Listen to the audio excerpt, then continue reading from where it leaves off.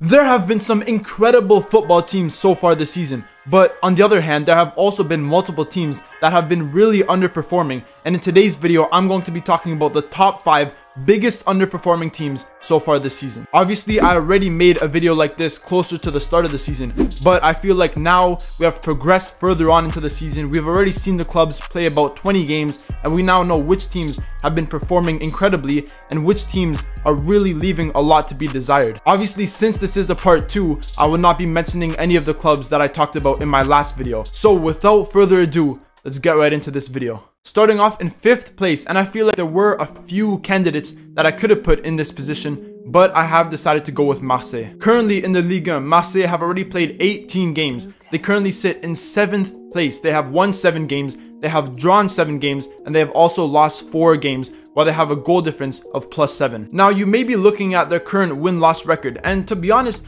it's not that bad. Only 4 losses so far this season isn't that bad. The main problem is Marseille are drawing in a lot of games where realistically they should be winning those games. So far this season, we've seen Marseille draw against the likes of Strasbourg, Montpellier, Nantes, Toulouse, and even Metz. And these are 5 mid-table clubs which realistically Marseille should be winning every single one of these games. Last season, Marseille did really good in the Ligue 1 and they ended up finishing in 3rd place. And I feel like coming into this season with some of the new transfers that they got over the summer, a lot of people had very high hopes that they would finish again in the top 3. And even myself, I did predict that they were going to finish in the top 4.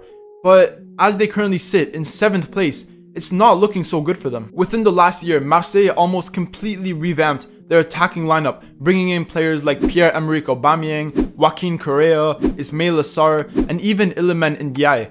And I think a lot of people had very high expectations for all of these players, and realistically, the only one who has been performing decently well has been Pierre-Emerick Aubameyang. We cannot downplay how good Aubameyang is doing this season, because in his first 15 games, he already has 5 goals and 7 assists. But the problem is, he's been getting so many opportunities, and realistically, he should have at least 8 or 9 goals this season. But he's not being as clinical as a lot of people would have liked. But as for some of the other new attackers that they brought in, like I already mentioned, Joaquin Correa, Ismail Assar, and Iliman Ndiaye, a lot of people expected a lot more from these players, and simply, they haven't produced what they were brought in to do. Obviously, if you do look at the Europa League, Marseille did advance out of the group stages, finishing in 2nd place, only behind Brighton. And I do think they are playing pretty well in that competition.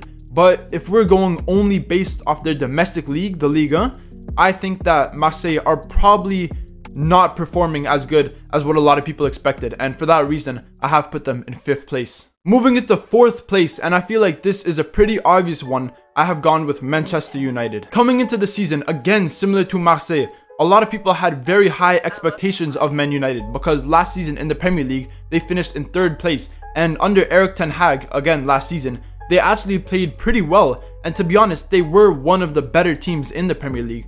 But this season, they have not looked good. So far this season, they have already played 21 games, which is 1 game more than most other teams in the Premier League. And out of those 21 games, they have gotten 10 wins, 2 draws, and 9 losses. They currently have a goal difference of -5, and they only have 32 points. The main problem with Manchester United is that they simply never draw. They either win or lose, and that is obviously not a good thing if your win rate is only 50%. Obviously, I'm not a Manchester United fan, but this season I have been watching a lot of their games because I feel like the situation that's going on at the club is very interesting, and I love watching their games and see what goes on.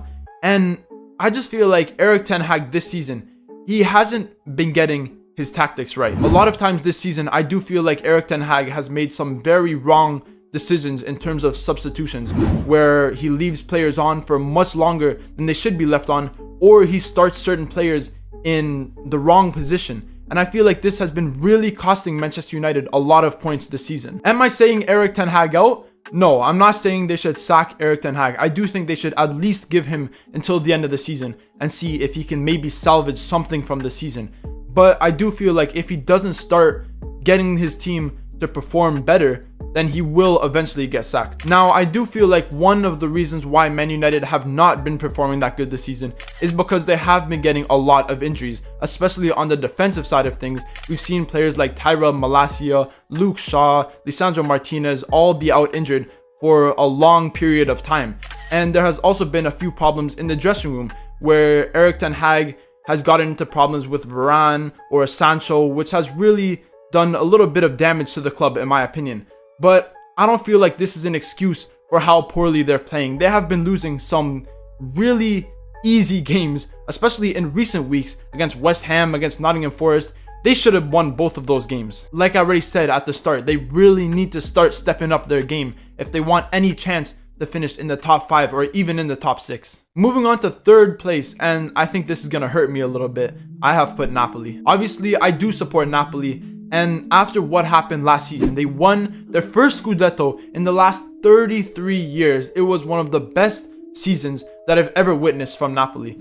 But what has been happening this season, honestly, has been really damaging to both the club and the fan base. Obviously, in the summer, 2 of the main losses for Napoli was the loss of Kim Min-jae in the center back position, and obviously the manager Luciano Spalletti.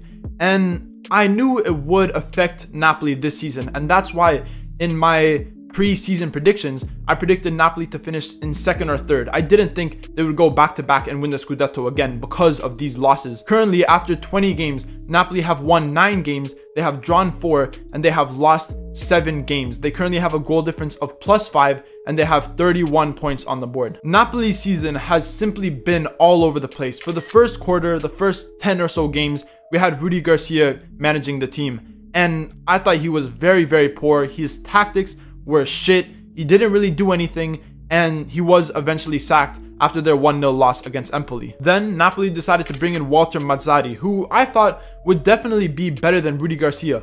But so far, since he's come into the club, out of his first 11 games, we've only won 4 games out of 11. That is very embarrassing. I feel so bad for all the Napoli fans that go to every single home game expecting the players to play with passion, to play with that winning mentality that they had last season. But so far this season, we've only won 4 home games at the Stadio Diego Armando Maradona. We've only won 4 home games. That is so embarrassing. Our away record is better this season than our home record.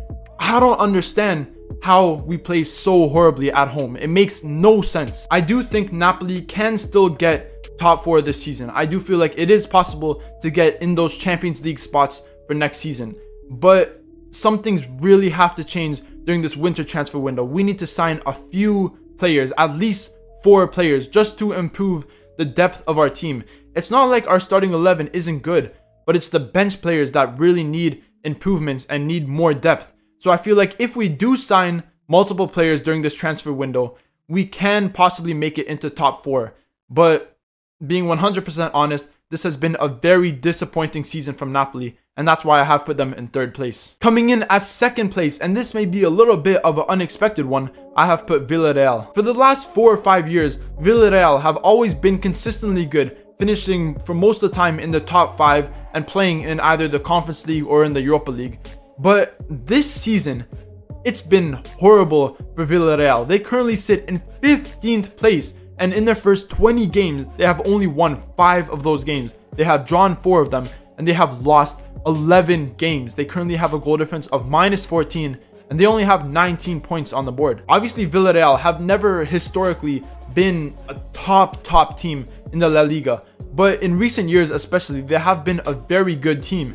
And when Unai Emery left Villareal to go to Aston Villa in the middle of last season, I think this really affected them, because under Unai Emery, they were an incredible team. They won multiple trophies. They obviously won the Europa League in that final against Manchester United, and they were a very good team.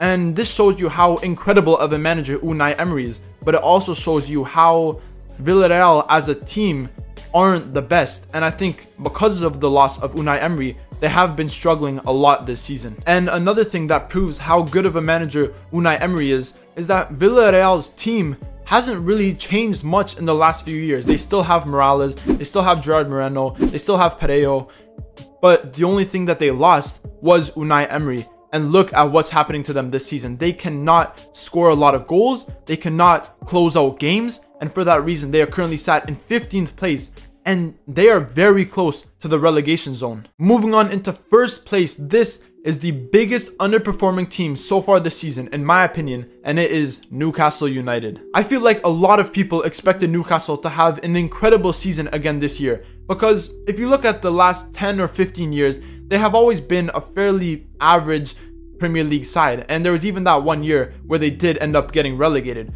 But obviously, when the new Saudi Arabia owners took over, a lot of people did expect that things were going to change and that they were going to become one of the best Premier League teams, as obviously their owners have loads and loads of money.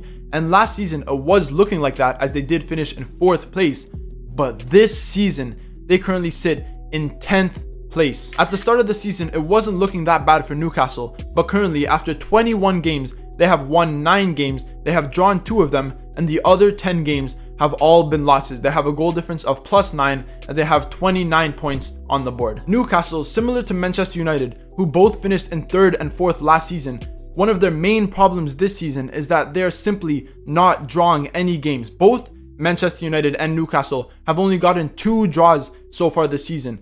And in Newcastle's case, I feel like there has been so many games where they have been leading in their game. If you think back to earlier games against Liverpool where they were leading, Liverpool had a red card and the game was in their hands, or even in their recent game against Man City where they were leading 2-1.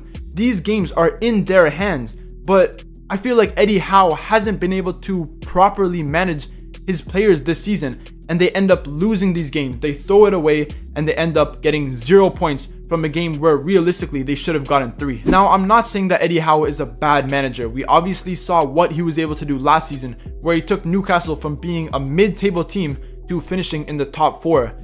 But I'm not sure if he is the right manager to take Newcastle to that next level, to the top 3, to that top 2, and to that Champions League competing position. Obviously, Newcastle this season have gotten loads and loads of injuries. We've seen injuries to their goalkeeper, their fullbacks, their center backs, their midfielders, and even their attackers.